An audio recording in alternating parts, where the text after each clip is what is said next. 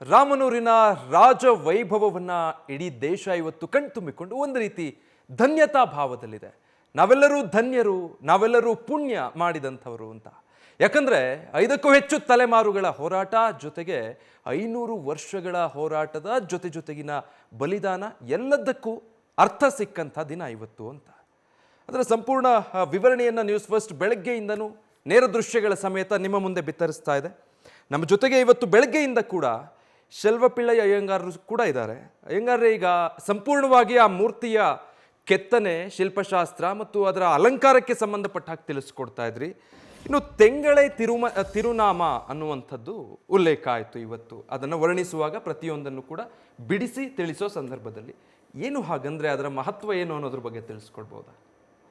ಇಲ್ಲಿ ತೆಂಗಲೈ ತಿರುನಾಮ ಅಂತ ಏನು ದೇವರ ಮೇಲೆ ಇವತ್ತು ರಾಮನ ಮೇಲೆ ಹಾಕಿದ್ದಾರೆ, ಅದು ತಿಲಕ. ಅದು ಈ ರಾಮಾನುಜ ಸಂಪ್ರದಾಯ ಅಂತ ಇದೆ, ಶ್ರೀರಾಮಾನುಜ ಭಗವದ್ ರಾಮಾನುಜಾಚಾರ್ಯರ ಸಂಪ್ರದಾಯ. ಇಲ್ಲ, ಇಡೀ ಭಾರತದಲ್ಲಿ ಏನು ಸಂಪ್ರದಾಯಗಳಿದೆಯೋ ಅವೆಲ್ಲವೂ ಆರಂಭವಾಗಿದ್ದು ಆದಿಶಂಕರಾಚಾರ್ಯರು, ಶ್ರೀ ಭಗವದ್ ರಾಮಾನುಜಾಚಾರ್ಯರು ಮತ್ತು ಮಧ್ವಾಚಾರ್ಯರು ಇದರಿಂದಾನೆ. ಭಕ್ತಿ ಸಿದ್ಧಾಂತಗಳೆಲ್ಲ ಉತ್ತರ ಭಾರತದಲ್ಲಿರುವ ಎಲ್ಲ ಭಕ್ತಿ ಸಿದ್ಧಾಂತಗಳು ಅಂದರೆ ಗುಜರಾತಿನ ಸ್ವಾಮಿನಾರಾಯಣರು ಮತ್ತು ಈ ರಾಮಾನಂದಿ ಸಂಪ್ರದಾಯ ಇವೆಲ್ಲವೂ ಕೂಡ ಶ್ರೀರಾಮಾನುಜಾಚಾರ್ಯರ ಸಂಪ್ರದಾಯದಿಂದ ಬಂದಿರುವಂತಹದ್ದು.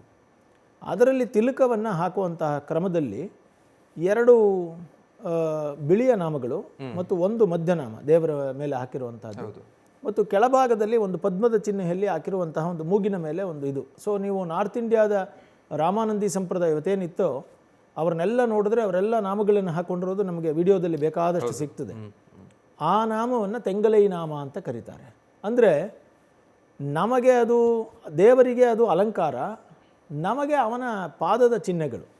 ಸೊ ದೇವರ 2 ಪಾದಗಳು, ಮಧ್ಯದಲ್ಲಿ ಮಹಾಲಕ್ಷ್ಮಿ, ಕೆಳಭಾಗದಲ್ಲಿ ದೇವರು ನಿಂತಿದ್ದಾನಲ್ಲ ಆ ಪದ್ಮ, ಅದು ಕಮಲದ ಹೂವು. ಹಾಗೆ ತೆಂಗಲೆ ಅನ್ನೋದು ನಮಗೆ ದೇವರ ಪಾದ, ದೇವರು ಹಾಕ್ಕೊಂಡಿರೋದು ಅವನಿಗೆ ಯಾರ ಪಾದ ಅಂತ ಕೇಳಬಾರ್ದು, ಅವನು ಅದು ಅಲಂಕಾರ, ತಿಲಕ. ಆದರೆ ಕೆಲವೊಮ್ಮೆ ಏನಾಗುತ್ತೆ, ಶಾಸ್ತ್ರಗಳಲ್ಲಿ ದೇವರು ಕೂಡ ನೀನು ಯಾರಿಗೆ ನಮಸ್ಕಾರ ಮಾಡ್ತೀಯಾ ಅಂತ ದೇವರನ್ನ ಕೇಳಿದ್ರೆ ನಾನು ಭಕ್ತರ ತಿಲಕವನ್ನು ಧರಿಸ್ತೀನಿ ಅಂತ ಅವನು ಹೇಳ್ತಾನೆ ಅಂತ. ಅಂದರೆ ಹೇಗೆ ಭಕ್ತರು ಹೇಗಿರ್ತಾರೋ ಹಾಗಿರ್ತೀನಿ ಅಂತ. ಸೊ ಹಾಗಾಗಿ ಭಗವಂತ ಮತ್ತು ಭಕ್ತರಲ್ಲಿ ಒಂದು ರೀತಿಯ ಸಾಮ್ಯತೆ ಇರಲಿ ಅನ್ನೋದಕ್ಕೋಸ್ಕರ ಯಾವುದೇ ಜಾತಿ, ಮತ, ಲಿಂಗ ಭೇದವಿಲ್ಲದೆ ಎಲ್ಲರೂ ಭಗವದ್ಭಕ್ತರು ಅಂತ ಹಾಕೊಳ್ಳೋಕ್ಕೋಸ್ಕರ ಮಾಡಿರುವಂತಹದ್ದೇ ಈ ಚಿಹ್ನೆ, ದೇವರ ಚಿಹ್ನೆ. ಅಂದರೆ ದೇವರ ಪಾದದ ಚಿಹ್ನೆಗಳು, ದೇವರಿಗೆ ತಿಲಕದ ಚಿಹ್ನೆ. ಸೊ ಹೀಗಾಗಿ ಈ ರೀತಿಯಾಗಿ ಇರುವಂತಹ ದೇವರ ಪೀಠವನ್ನೇ ತೆಂಗಲೈ ಅಂತ ಕರೀತಾರೆ. ಇದರದು ಮೂಲ ಅರ್ಥ ಏನು ಅಂತ ಕೇಳಿದ್ರೆ, ಯಾರು ಭಗವಂತನ ಭಕ್ತಿಯನ್ನು ಮಾಡ್ತಾರೋ ಆ ಭಕ್ತಿಯೇ ಪ್ರಧಾನವೇ ಹೊರತು ನೀನು ಅತ್ಯಂತ ಜಾಸ್ತಿ ಓದಿದ್ದೀನಿ, ನಾನೇನೋ ದೊಡ್ಡವನಾಗಿದ್ದೀನಿ, ನಾನು ಪವರ್ಫುಲ್ಲಾಗಿದ್ದೀನಿ, ನಾನು ಯಾವುದೋ ಅಧಿಕಾರದಲ್ಲಿದ್ದೀನಿ, ಅದೆಲ್ಲ ಏನೂ ಕೆಲಸಕ್ಕೆ ಬರೋದಿಲ್ಲ.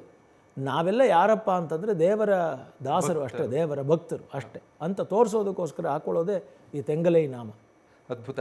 ನೀವು ಹೇಳ್ತಾ ಇದ್ರಿ ಈಗ ಜಾತಿ, ಪಂಥ, ಮತ ಎಲ್ಲವನ್ನೂ ಮರೆಸೋ ಹಾಗೆ, ಎಲ್ಲರನ್ನೂ ಒಟ್ಟುಗೂಡಿಸೋ ಹಾಗೆ ಇವತ್ತಿನ ಆ ಭಕ್ತಿ, ಅದಕ್ಕಿರುವ ಅರ್ಥಗಳು ನಮ್ಮೆಲ್ಲರನ್ನೂ ಒಂದಾಗಿಸಿದೆ. ಎಷ್ಟೇ ಪ್ರಯತ್ನಗಳಾದರೂ ಕೂಡ ಏನಾದರೂ ಒಂದು ಸಣ್ಣದು ಸಿಕ್ಕರೆ ಸಾಕು, ಏನಾದರೂ ಅದನ್ನೊಂದು ಇಟ್ಕೊಂಡು ಮಾಡಬಹುದಾ ಅಂದ್ಕೊಂಡವ್ರಿಗೆಲ್ಲ ಬಹುಶಃ ಇವತ್ತು ಒಂದು ಉತ್ತರ ಸಿಕ್ಕಿದೆಯಾ ಅಂತ. ಯಾಕಂದರೆ ರಾಮ ಮತ್ತು ರಾಮ ಮಂದಿರದ ವಿಚಾರ ಆಗಿರೋದ್ರಿಂದ ಇಲ್ಲಿ ನಮ್ಮ ದೇಶವೇ ಒಂದು ರೀತಿಯ ಬಹುಸಂಸ್ಕೃತಿಯ ದೇಶ. ಇದು ಬಹಳ ಕಷ್ಟ. ಈ ಬಹುಸಂಸ್ಕೃತಿಯ ದೇಶಗಳನ್ನು ಇಡೀ ಪ್ರಪಂಚದಲ್ಲಿ ಎಲ್ಲರೂ ಹೊಗಳ್ತಾರೆ. ಯಾಕೆಂದರೆ ಇಲ್ಲಿ ವಿಭಿನ್ನ ನಂಬಿಕೆಗಳು, ವಿಭಿನ್ನ ಆಚಾರಗಳು, ವಿಭಿನ್ನ ದೇವತಾ ಪೂಜೆಗಳು ಇದೆಲ್ಲ ಇದ್ರೂ ನಾನು ನಿನ್ನನ್ನು ಪ್ರೀತಿಸಬೇಕು, ನೀನು ನನ್ನನ್ನು ಪ್ರೀತಿಸಬೇಕು, ಅದು ಒಪ್ಕೋಬೇಕು. ಬಹುಸಂಸ್ಕೃತಿ ಅಂದ್ರೇ ಅದು. ನಾನೇನು ಮಾಡ್ತಾ ಇದ್ದೀನೋ ಅದೇ ನೀವು ಮಾಡಬೇಕು ಅಂತ ನಿಮ್ಮ ಮೇಲೆ ಒತ್ತಡ ತಂದರೆ ಅದು ಬಹುಸಂಸ್ಕೃತಿ ಆಗೋದಿಲ್ಲ. ಹೇರಬಾರದು. ನೀವೇನು ಮಾಡ್ತಾ ಇದ್ದೀರೋ ಅದು ನನಗೂ ಸ್ವಾಗತ, ನಾನೇನು ಮಾಡ್ತಾ ಇದ್ದೀನೋ ಅದನ್ನು ನೀವು ಗೌರವಿಸಿ. ಹೀಗೆ ಪರಸ್ಪರ ಗೌರವಿಸುವಿಕೆಯೇ ಈ ದೇಶದ ವಿಭಿನ್ನತೆಯಲ್ಲಿ ಏಕತೆ ಅನ್ನುವಂತಹದ್ದು, ಆ ವೈವಿಧ್ಯತೆಯಲ್ಲಿ ಏಕತೆ ಅನ್ನೋದು. ಇವತ್ತು ಈ ವಿಭಿನ್ನತೆಯಲ್ಲಿ ಏಕತೆಯನ್ನು ಒಡೆಯುವಂತಹ ಅನೇಕ ಪ್ರಯತ್ನಗಳು ನಡೆದವು.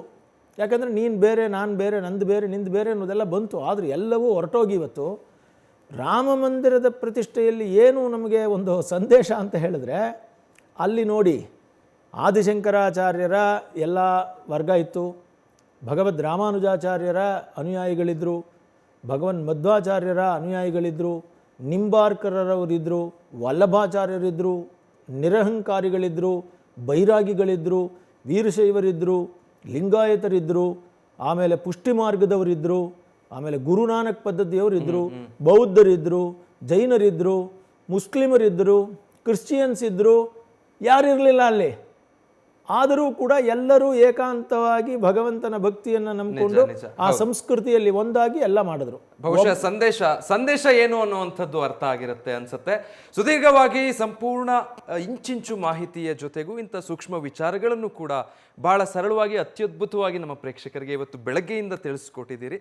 ಶೆಲ್ವಪಿಳ್ಳೈ ಅಯ್ಯಂಗಾರ್ರೆ, ಅನಂತ ಧನ್ಯವಾದಗಳು. ನಿಮಗೂ ಕೂಡ ನಿಮ್ಮ ದಿನ ನಮಗಾಗಿ ಮೀಸಲಿಟ್ಟು ವೀಕ್ಷಕರಿಗಾಗಿ ನಿಮ್ಮ ಸಮಯವನ್ನು ಕೊಟ್ಟು ಇಷ್ಟು ಮಾಹಿತಿಯನ್ನು ತಿಳಿಸ್ಕೊಟ್ಟಿದ್ದಕ್ಕಾಗಿ ಧನ್ಯವಾದಗಳು.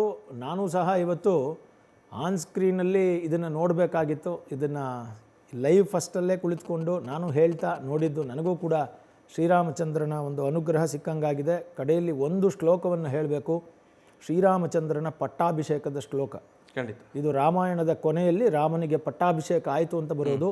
ಅಭ್ಯಸಿಂಚನ್ ಅರವ್ಯಾಘ್ರಂ ಪ್ರಸನ್ನೇನ ಸುಗಂಧಿನ ಸಲಿಲೇನ ಸಹಸ್ರಾಕ್ಷಂ ವಸವಂ ವಾಸವೋಯುತ ಅಂತ ಬರ್ತದೆ. ಹಾಗಾಗಿ ಇಲ್ಲಿ ವಸುಗಳೆಲ್ಲರೂ ಸೇರಿ ಹೇಗೆ ಇಂದ್ರನಿಗೆ ಪಟ್ಟಾಭಿಷೇಕ ನಡೀತೋ ಹಾಗೆ ಇವತ್ತು ಈ ಶ್ರೀರಾಮಚಂದ್ರನ ಪಟ್ಟಾಭಿಷೇಕ. ಅಭ್ಯಸಿಂಚನ್ ಅರವ್ಯಾಘ್ರಂ ಪ್ರಸನ್ನೇನ ಸುಗಂಧಿನ ಸಲಿಲೇನ ಸಹಸ್ರಾಕ್ಷಂ ವಸವೋ ವಾಸವಂಯತ ಅಂತ ವಸುಗಳೆಲ್ಲ ಸೇರಿ ವಾಸವನಿಗೆ ಪಟ್ಟಾಭಿಷೇಕ ಮಾಡಿದಂಗೆ ಇವತ್ತು ಭಾರತೀಯರೆಲ್ಲರೂ ಸೇರಿ ತಮ್ಮ ಪ್ರತಿನಿಧಿಯಾದಂತಹ ಮಾನ್ಯ ಪ್ರಧಾನಮಂತ್ರಿಗಳ ಮೂಲಕ ಶ್ರೀರಾಮಚಂದ್ರನಿಗೆ ಜನ್ಮಭೂಮಿಯಲ್ಲಿ ಪಟ್ಟಾಭಿಷೇಕವನ್ನು ಮಾಡಿದ್ದಾರೆ.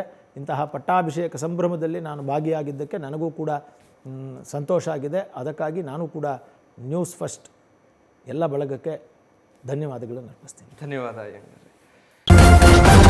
ನ್ಯೂಸ್ ಫಸ್ಟ್ ನಿರ್ಭೀತಿಯಿಂದ ನಿಮ್ಮ ಪರವಾಗಿ.